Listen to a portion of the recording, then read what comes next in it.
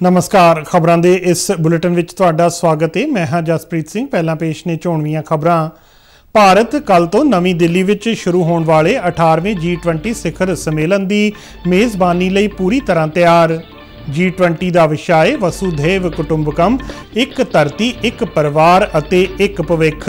दुनिया के 20 देशों के नेता अते दिग्गज G20 विच हो रहे ने शामिल। प्रधानमंत्री नरेंद्र मोदी वालों अमरीकी राष्ट्रपति, मॉरिशस के प्रधानमंत्री अते बांग्लादेश के प्रधानमंत्री नाल दोवली गलबात।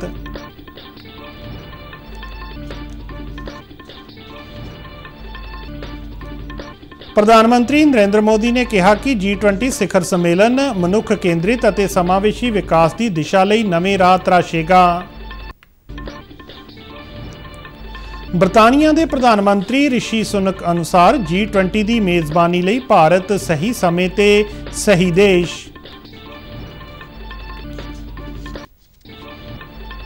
पंजाब के मुख्यमंत्री भगवंत मान वालों सिखलाई याफ्ता पटवारियों के सिखलाई भत्ते विच वाधे का ऐलान। एशिया कप क्रिकेट टूरनामेंट विच भलके श्रीलंका का मुकाबला बांग्लादेश नाल।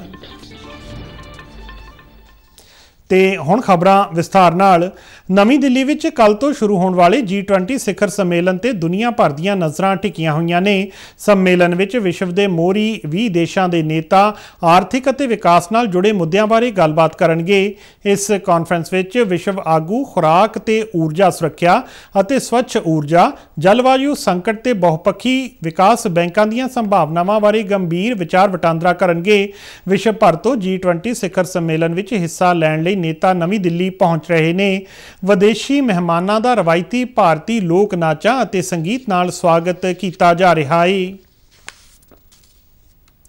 G20 सिखर सम्मेलन में हिस्सा लैण लई भारत पहुंचे अमरीका के राष्ट्रपति जो बाइडन अते प्रधानमंत्री नरेंद्र मोदी विचाले दुवल्ली गलबात हुई। इस गलबात दौरान भारत अमरीका विचाले संबंध होर मजबूत करन दे नाल नाल होर कई दुवल्ले अते अंतरराष्ट्रीय पद्धर के मुद्दों ते गलबात हुई।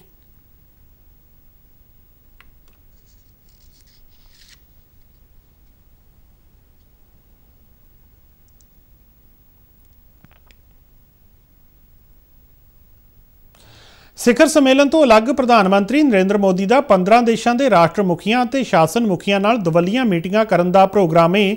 इसे लड़ी तहत अज प्रधानमंत्री वालों मॉरिशस के प्रधानमंत्री परविंद जगन्नाथ अते बांग्लादेश की प्रधानमंत्री शेख हसीना नाल भी बैठक की गई। नेतावां ने आलमी मुद्दों समेत दुवल्ले मामलों ते विस्तारपूर्ण विचार वटांदरा किया।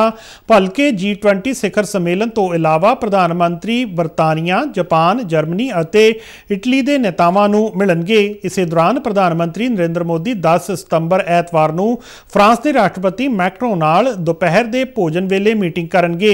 इस तो इलावा प्रधानमंत्री का कैनेडा समेत कोमोरोस, तुर्की, संयुक्त अरब अमीरात, दक्षिण कोरिया, यूरोपीय यूनियन, ब्राजील अते नाइजीरिया के मुखिया नाल मीटिंग करन दा भी प्रोग्राम है। प्रधानमंत्री नरेंद्र मोदी ने कहा है कि नवी दिल्ली में हो रहा G20 सिखर सम्मेलन मनुख केंद्रित अते समावेशी विकास की दिशा लई नवे राह तराशेगा। Social media post which Modi ने कहा कि वो अगले 2 दिन विश्व नेतावां नाल सार्थक चर्चा लई उत्सुक ने। सिखर सम्मेलन लई आउण वाले विश्व नेतावां दा स्वागत करदिआं प्रधानमंत्री ने कहा कि भारत 18वें G20 सिखर सम्मेलन की मेज़बानी करके खुशी का अनुभव कर रहा है। भारत पहली बार इस सिखर सम्मेलन की मेज़बानी कर रहा है। प्रधानमंत्री ने कहा कि भारत टिकाऊ विकास टीचिਆਂ, टिकाऊ भविख लई हरे विकास समझौतिਆਂ की प्रगति विच तेजी लियाउणा चाहुंदा है अते 21वीं सदी लई बहुपक्षी संस्थानां नूं मजबूत करन दा इच्छुक है। उन्होंने कहा कि भारत तकनीकी बदलाव अते डिजिटल जनतक बुनियादी ढांचे वर्गे भविख के खेत्रां नूं बहुत तरजीह दिंदा है। बच्चे बच्चियां की समानता अते महिला सशक्तिकरण अते विश्व शांति यकीनी करन लई भी भारत समूहिक तौर ते काम करदा रहेगा। ਬਰਤਾਨੀਆ ਦੇ ਪ੍ਰਧਾਨ ਮੰਤਰੀ ਰਿਸ਼ੀ ਸੁਨਕ ਨੇ G20 ਸਿਖਰ ਸੰਮੇਲਨ ਤੇ ਬਿਆਨ ਦਿੱਤਾ ਹੈ। ਉਹਨਾਂ ਕਿਹਾ ਕਿ G20 ਭਾਰਤ ਲਈ ਇੱਕ ਵੱਡੀ ਪ੍ਰਾਪਤੀ ਹੈ। G20 ਦੀ ਮੇਜ਼ਬਾਨੀ ਲਈ ਭਾਰਤ ਸਹੀ ਸਮੇਂ ਤੇ ਸਹੀ ਦੇਸ਼ ਹੈ। ਸੁਨਕ ਨੇ ਕਿਹਾ ਕਿ ਇਸ ਸਿਖਰ ਵਾਰਤਾ ਦੌਰਾਨ ਹੋਣ ਵਾਲੇ ਵਿਚਾਰ ਵਟਾਂਦਰੇ ਨਾਲ ਕਈ ਸਹੀ ਫੈਸਲੇ ਲੈਣ ਵਿੱਚ ਮਦਦ ਮਿਲੇਗੀ। ਰਿਸ਼ੀ ਸੁਨਕ ਨੇ ਕਿਹਾ ਕਿ ਭਾਰਤ ਉਹਨਾਂ ਲਈ ਖਾਸ ਹੈ ਤੇ ਦੋਹਾਂ ਦੇਸ਼ਾਂ ਵਿਚਾਲੇ ਜਲਦ ਹੀ ਵਪਾਰਕ ਸਮਝੌਤਾ ਹੋਣ ਦੀ ਆਸ ਹੈ। G20 ਸਿਖਰ ਸੰਮੇਲਨ ਦੀਆਂ ਤਿਆਰੀਆਂ ਸੰਬੰਧੀ ਅੱਜ ਵਿਦੇਸ਼ ਮੰਤਰਾਲੇ ਵੱਲੋਂ ਕੀਤੀ ਗਈ ਪੱਤਰਕਾਰ ਕਾਨਫਰੰਸ ਦੌਰਾਨ G20 ਦੇ ਸ਼ੇਰਪਾ ਅਮਿਤਾਭ ਕਾਂਤ, ਵਿਦੇਸ਼ ਮੰਤਰਾਲੇ ਦੇ ਸਕੱਤਰ ਵਿਨੇ ਮੋਹਨ ਕੁਆਤਰਾ ਅਤੇ ਵਿੱਤ ਮਾਮਲਿਆਂ ਬਾਰੇ ਸਕੱਤਰ ਅਜੇ ਸੇਠ ਨੇ ਇਹਨਾਂ ਤਿਆਰੀਆਂ ਸੰਬੰਧੀ ਪੂਰਾ ਵੇਰਵਾ ਦਿੱਤਾ। G20 ਦੇ ਸ਼ੇਰਪਾ ਅਮਿਤਾਭ ਕਾਂਤ ਨੇ ਵਿਸਥਾਰ ਨਾਲ ਭਾਰਤ ਦੇ ਏਜੰਡੇ ਨੂੰ ਇੱਕ ਵਾਰ ਫਿਰ ਦੁਨੀਆ ਦੇ ਸਾਹਮਣੇ ਰੱਖਿਆ। ਉਹਨਾਂ ਕਿਹਾ ਕਿ ਵਸੁਧੈਵ ਕੁਟੁੰਬਕਮ ਅਤੇ ਦੁਨੀਆ ਇੱਕ ਪਰਿਵਾਰ ਹੈ। ਇਸ ਥੀਮ ਨਾਲ ਸ਼ੁਰੂ ਕੀਤੀਆਂ ਗਈਆਂ ਸਾਰੀਆਂ ਬੈਠਕਾਂ ਵਿੱਚ ਸਮਾਵੇਸ਼ੀ, ਫੈਸਲਾਕੁਨ ਅਤੇ ਮਹੱਤਵਾਕਾਂਸ਼ੀ ਯੋਜਨਾਵਾਂ ਤੇ ਕੰਮ ਕੀਤਾ ਗਿਆ। ਉਹਨਾਂ ਕਿਹਾ ਕਿ ਦੁਨੀਆ ਵਿੱਚ ਛਾਈ ਆਰਥਿਕ ਮੰਦੀ ਦੇ ਬਾਵਜੂਦ ਪ੍ਰਧਾਨ ਮੰਤਰੀ ਨਰਿੰਦਰ ਮੋਦੀ ਦੀ ਦੂਰਦਰਸ਼ਤਾ ਅਤੇ ਯੋਜਨਾਵਾਂ ਨਾਲ ਦੇਸ਼ ਦੇ ਹਰ ਖੇਤਰ ਵਿੱਚ ਵਿਕਾਸ ਹੋਇਆ ਹੈ। India felt that we should start our presidency with the theme of Vasudhaiv Kutumbakam, that is, the world is one family. We are one earth, one family, and we should have one future.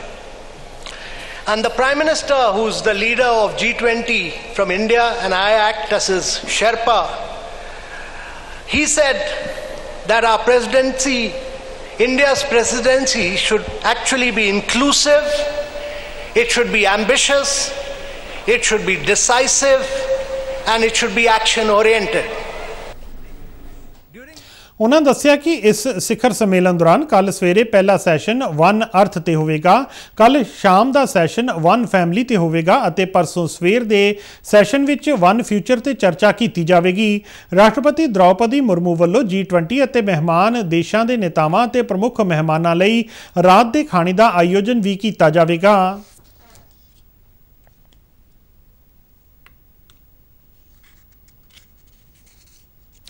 ਕੇਂਦਰੀ ਵਿਗਿਆਨ ਅਤੇ technology ਰਾਜ ਮੰਤਰੀ doctor Jatinder Singh ਨੇ ਕਿਹਾ ਹੈ ਕਿ ਦੇਸ਼ ਦਾ ਪੁਲਾੜ ਪ੍ਰੋਗਰਾਮ ਹੁਣ ਵਿਸ਼ਵ ਦੀਆਂ ਪ੍ਰਮੁੱਖ ਪੁਲਾੜ ਏਜੰਸੀਆਂ ਦੇ ਬਰਾਬਰ ਹੈ।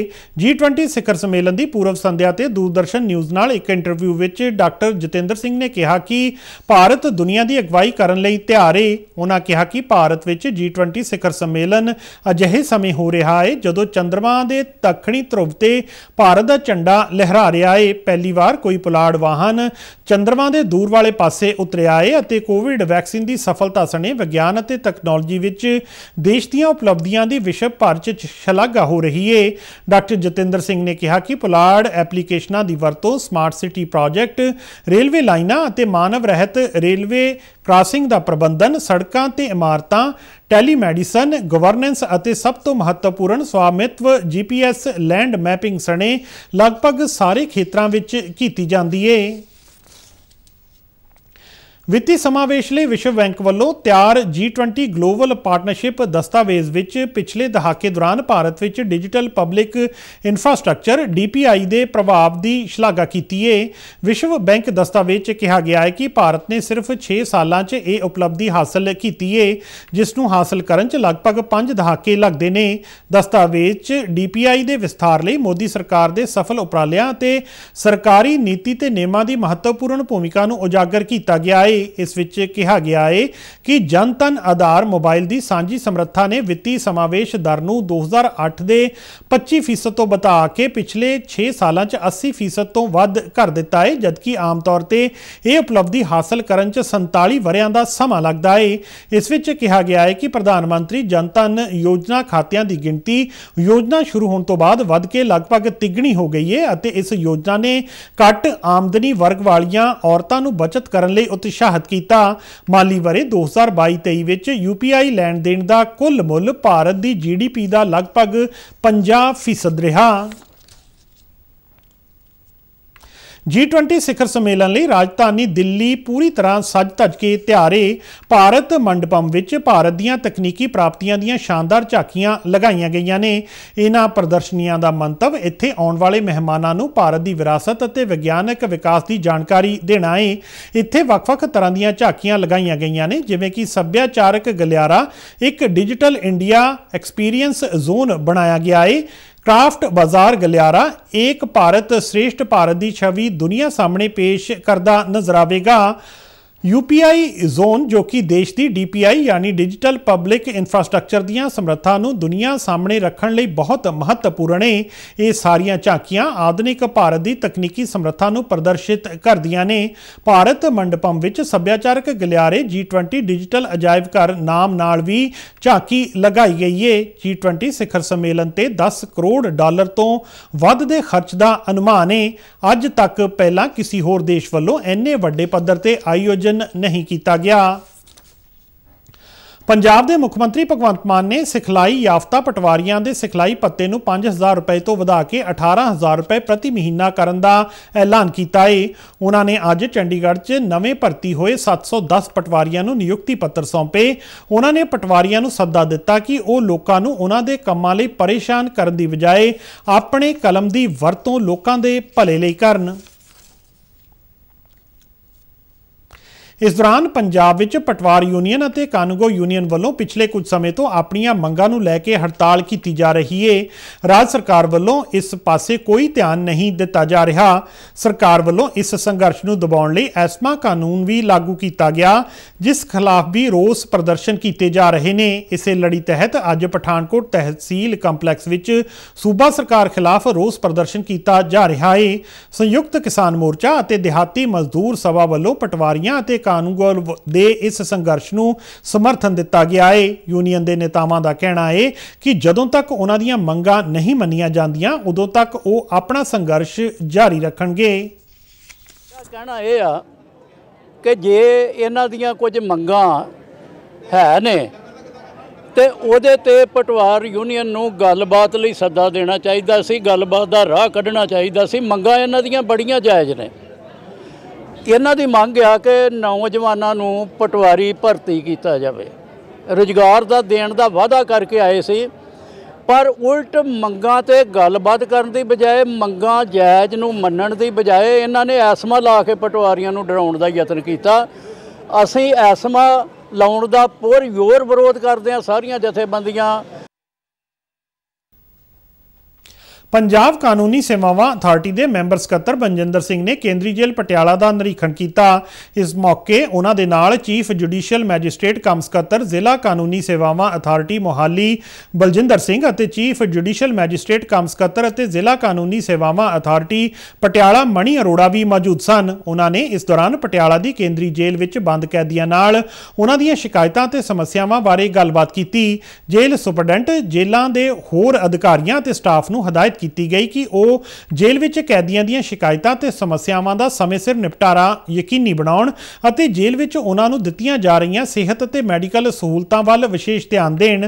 उन्हां अगे कहा कि मुफ्त कानूनी सहायता लैण लई जिला कानूनी सेवावां अथार्टी पटियाला नाल निजी तौर ते जां फोन नंबर 0175 230 6500 ते संपर्क किया जा सकता है। इस तो इलावा उन्होंने जिला कचहरी पटियाला का भी दौरा किया।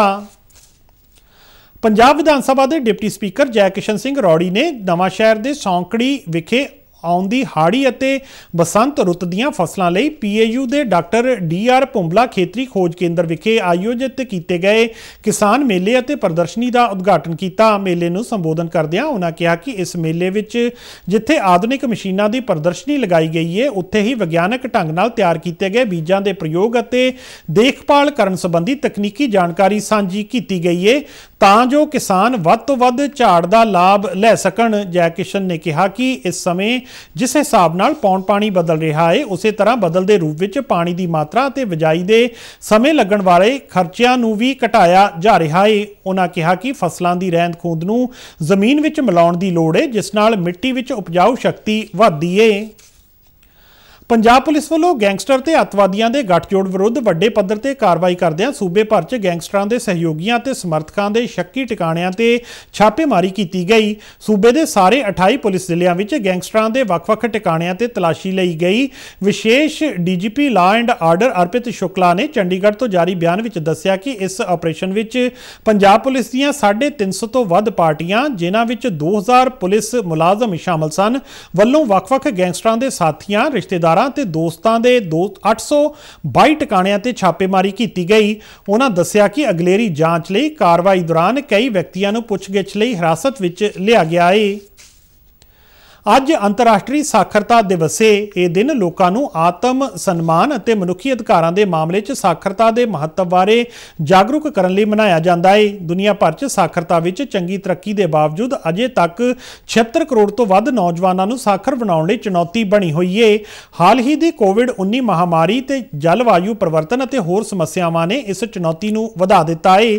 ਸਾਖਰਤਾ ਦਿਵਸ ਵਿਸ਼ਵ, ਖੇਤਰੀ ਅਤੇ ਸਥਾਨਕ ਪੱਧਰ ਤੇ ਦੁਨੀਆ ਭਰ 'ਚ ਮਨਾਇਆ ਜਾ ਰਿਹਾ ਹੈ। ਅੰਤਰਰਾਸ਼ਟਰੀ ਸਾਖਰਤਾ ਦਿਵਸ 1967 ਤੋਂ ਮਨਾਇਆ ਜਾ ਰਿਹਾ ਹੈ। ਏਸ਼ੀਆ ਕੱਪ ਕ੍ਰਿਕਟ ਟੂਰਨਾਮੈਂਟ ਵਿੱਚ ਭਲਕੇ ਸ੍ਰੀਲੰਕਾ ਤੇ ਬੰਗਲਾਦੇਸ਼ ਵਿਚਾਲੇ ਸ੍ਰੀਲੰਕਾ ਦੇ ਪ੍ਰੇਮਦਾਸਾ ਸਟੇਡੀਅਮ ਵਿੱਚ ਮੈਚ ਹੋਵੇਗਾ। 10 ਸਤੰਬਰ ਐਤਵਾਰ ਨੂੰ ਏਸ਼ੀਆ ਕੱਪ ਕ੍ਰਿਕਟ ਟੂਰਨਾਮੈਂਟ ਦਾ ਮਹੱਤਵਪੂਰਨ ਮੈਚ ਭਾਰਤ ਅਤੇ ਪਾਕਿਸਤਾਨ ਵਿਚਾਲੇ ਸ੍ਰੀਲੰਕਾ ਵਿੱਚ ਖੇਡਿਆ ਜਾਵੇਗਾ। ਇਸ ਮੈਚ ਦਾ ਕ੍ਰਿਕਟ ਖੇਡ ਪ੍ਰੇਮੀਆਂ ਨੂੰ ਬੇਸਬਰੀ ਨਾਲ ਇੰਤਜ਼ਾਰ ਹੈ। ਤੇ ਇਸ ਦੇ ਨਾਲ ਹੀ ਖਬਰਾਂ ਦਾ ਇਹ ਬੁਲੇਟਿਨ ਖਤਮ ਹੁੰਦਾ ਹੈ। ਇਜਾਜ਼ਤ ਦਿਓ। ਨਮਸਕਾਰ।